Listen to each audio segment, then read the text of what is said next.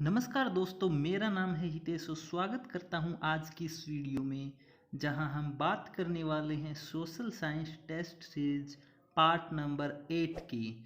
पिछली वीडियो में दोस्तों हमने एनसीईआरटी 10th क्लास के इम्पोर्टेंट 30 क्वेश्चंस देखे थे। आज उससे आगे 30 क्वेश्चन से आगे जो हमारी 30 क्वेश्चंस की सीरीज चल रही है उसमें नेक्स्ट 30 क्वेश्चन देखते हैं। तो बिना किसी देरी के चलिए शुरू करते हैं। आज का पहला क्वेश्चन है, टोरडी सागर बांध किस जिले में स्थित है? तो इसका आंसर होगा टोंक जिले में स्थित है। नेक्स्ट है, राजस्थान में जल संग्रहण हेतु टांके का निर्माण किन क्षेत्रों में किया जाता है? तो जो पश्चिमी राजस्थान है दोस्तों, वहाँ टांकों का निर्माण जल संग्रहण हेतु किया जाता है। नेक्स्ट है, जल प्रबंधन से क्या तात्पर्य है? तो जल प्रबंधन का तात्पर्य है दोस्तों, जल के वितरण, विकास व सुव्यवस्थित उपयोग के लिए की गई सभी तकनीक योजनाएं सम्मिलित होती हैं जो जल की मांग व पूर्ति में सामंजस्य स्थापित करती हैं। इसको जल का प्रबंधन कहा जाता है। ये जो है ये एनसीईआरटी 10th क्लास के सिलेबस से बनाए हुए सभी क्वेश्चंस हैं जो किसी भी प्रकार के कॉम्पिटिटिव एग्जाम के लिए बहुत ही महत्वपूर्ण होने वाले हैं। नेक्स्ट क्वेश्चन है, बैराज से क्या तात्पर्य है? तो बैराज से तात्पर्य है जहां सिंचाई के लिए नहरों को निकाला जाता है, जैसे हरिके बैराज, कोटा बैराज, ही कुछ उदाहरण दिए गए हैं। तो बैराज का तात्पर्य है जहाँ सिंचाई के लिए नहरों को निकाला जाता है, बैराज बनाए जाते हैं। नेक्स्ट क्वेश्चन है, जयपुर शहर को किस परियोजना से पेयजल की आपूर्ति होती है? और यह मैं बता दूं आपको, मीठे जल के लिए, पेयजल के लिए प्रसिद्ध है जयपुर शहर में। तो ये है बिशलपुर परियोजना। यहाँ से संपूर्ण जो जयपुर है, यहाँ से मीठे पानी की, पेयजल की, पीने योग्य पानी की आपूर्ति होती है। नेक्स्ट क्वेश्चन है, जैसलमेर जिले में मध्यकाल में पालीवाल ब्राह्मणों द्वारा अपनाई गई जल संरक्षण तथा जल प्रबंधन की तकनीक है? तो उसका नाम है खड़ीन तकनीक।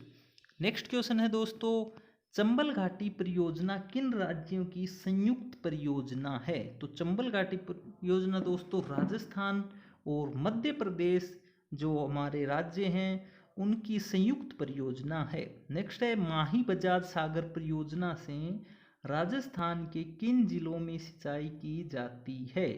तो जो माही बजाज सागर परियोजना है इससे राजस्थान के डूंगरपुर जिले, बांसवाड़ा जिले दोनों में सिंचाई की जाती है। नेक्स्ट है, पृथ्वी के धरातल पर जल का कितने प्रतिशत में खारेपन के रूप में पाया जाता है? जो जल है वो कितना % खारा पाया जाता है? तो जो 97% है, 97% जो पानी है वो खारा पाया जाता है। नेक्स्ट है, इंदिरा गांधी नहर की कुल लंबाई कितनी है? तो जो इंदिरा गांधी नहर है उसकी कुल लंबाई 649 किलोमीटर है।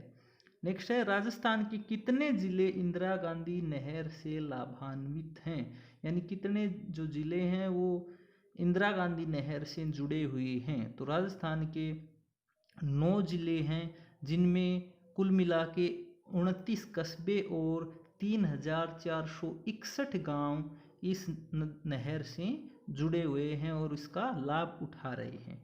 नेक्स्ट क्वेश्चन है, मुख्यमंत्री जल स्वावलंबन योजना कब व कहां से प्रारंभ की गई? तो जो मुख्यमंत्री जल स्वावलंबन योजना है वो 27 जनवरी 2016 में शुरू की गई थी और ये गर्दनखेड़ी जगह है झालावाड़ में, वहाँ से शुरू की गई थी। नेक्स्ट है, इंदिरा गांधी नहर का आरंभिक व अंतिम कहाँ है, अंतिम स्थान कहाँ है? अर्थात इंदिरा गांधी नहर का स्टार्टिंग पॉइंट और जो एंड है वो कहाँ पे होता है?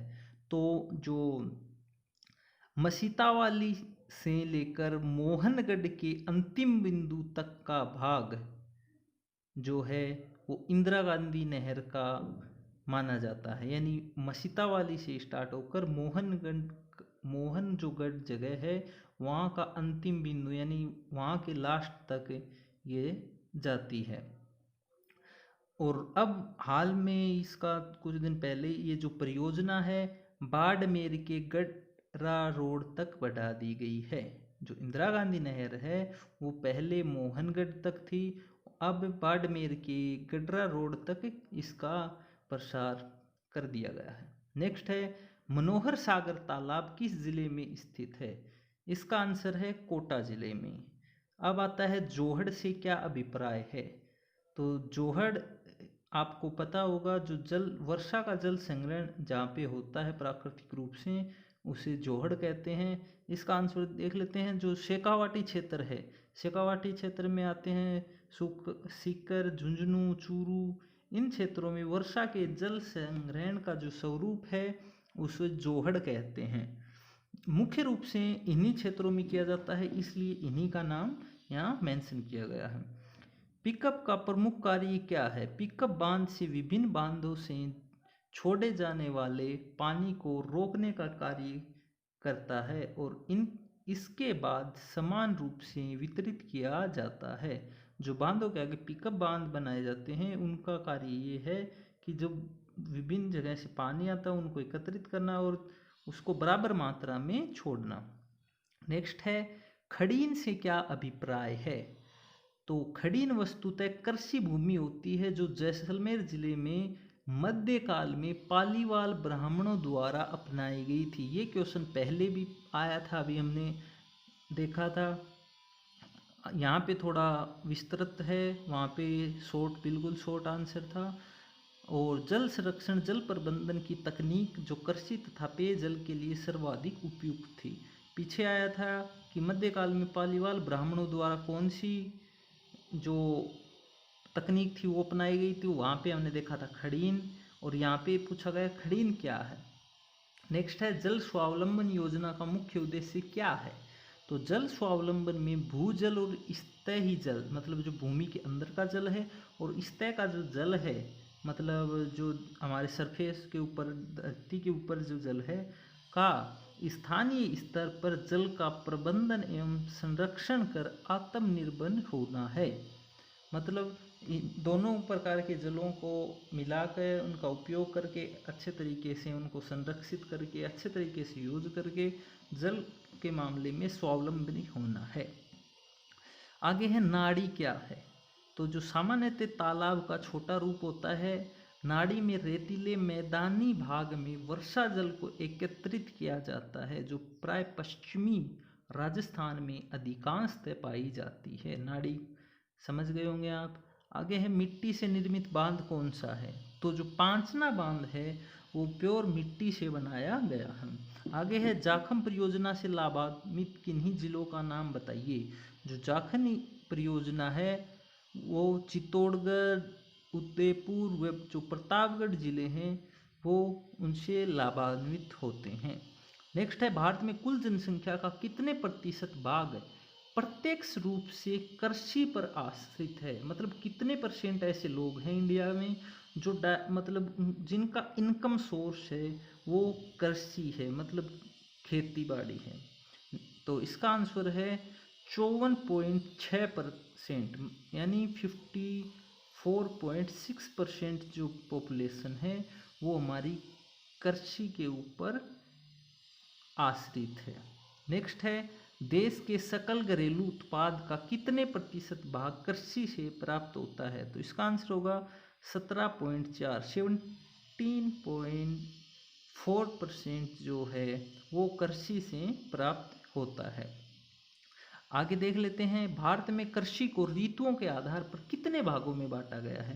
तो दोस्तों आपको पता है ऋतुओं के आधार पर कृषि को 3 भागों में बांटा गया है। खरीफ, रबी और जायद की जो फसल होती है इनमें बांटा गया है। नेक्स्ट है खरीफ की फसल कब बोई जाती है तथा कब काटी जाती है? तो जो दोस्तों खरीफ की फसल होती है वो जून जुलाई के आसपास बो दी जाती है और अक्टूबर से नवंबर के बीच में काटी जाती है। नेक्स्ट है रबी की फसल कब बोई और काटी जाती है? तो रबी की जो फसल है वो जब खरीफ की फसल काट ली जाती है यानी अक्टूबर नवंबर में बोई जाती है और मार्च अप्रैल के आसपास जब होली होती है तब काट ली जाती है। अब आता है जायद की फसल कब बोई जाती है और कब काटी जाती है? तो जो जायद की फसल है ये अप्रैल से लेकर अप्रैल हो गया, अप्रैल नहीं, फरवरी मार्च अप्रैल कभी भी बो सकते हैं। ये मतलब तीनों महीनों में बोई जाती है और जून जुलाई में खरीफ की फसल बोने से पहले काट ली जाती है। नेक्स्ट है भारत की कोई दो प्रमुख खरीफ की फसलों के नाम बताओ। तो खरीफ की फसलों में आपको पता होगा जो बाजरा, मूंगफली, मूंग, उड़द, मक्का, चावल ऐसे आते हैं, तो कोई भी दो नाम आप बता सकते हैं। नेक्स्ट है भारत की कोई दो प्रमुख रबी की फसलों के नाम बताइए। तो रबी की फसलों में दोस्तों जो मुख्यतः हमारे यहाँ बोई जाती हैं वो है गेहूँ हो गया, सरसों हो गया, चना हो गया, और इसी प्रकार की जो फसलें होती हैं जो सर्दियों में बोई जाती हैं, हमारे यहाँ जो हम सर्दियों में बोते हैं उनको रबी की फसलें कहते हैं। आपको अगर सीधा सा याद ना रहे तो कोई पूछे रबी कौन सी फसल होती है, तो रबी की जो सर्दियों में होती हैं वो रबी की फसल होती हैं। सरसों, गेहूँ इस प्रकार की मुख्य फसलें हमारे यहाँ बोई जाती हैं, जो भी उसी के साथ बोए जाते हैं। नेक्स्ट है भारत की कोई दो प्रमुख जायद फसलों के नाम बताओ। जायद फसलों में सभी प्रकार के जो क्या बोलते हैं, जो हमारे सब्जियां भी हम बोल सकते हैं, जो लौकी, ककड़ी, खीरा, तरबूज, खरबूज इस प्रकार के जो खाद्य पदार्थ वाले जो फल भी लगा सकते हैं, सब्जियां भी, इसके अंदर लगभग इसी प्रकार की फसलें आती हैं जायद की फसलों के अंदर। तो दोस्तों आज हमने जो नेक्स्ट 30 क्वेश्चन थे वो उनको देखा। उम्मीद करता हूँ आपको लगभग क्वेश्चंस आपके दिमाग में सेट हो गए होंगे और आपको क्वेश्चंस पसंद भी आए होंगे। नेक्स्ट वीडियो में इसके आगे के जो नेक्स्ट 30 क्वेश्चंस हैं NCERT 10th क्लास के, वो हम करेंगे जो आपके सभी कॉम्पिटिटिव एग्जाम में काम में आ सकते हैं। आज की वीडियो में दोस्तों सिर्फ इतना ही। वीडियो पसंद आई तो दोस्तों लाइक शेयर सब्सक्राइब कर सकते हैं। It's me Tej signing off, take care, bye bye.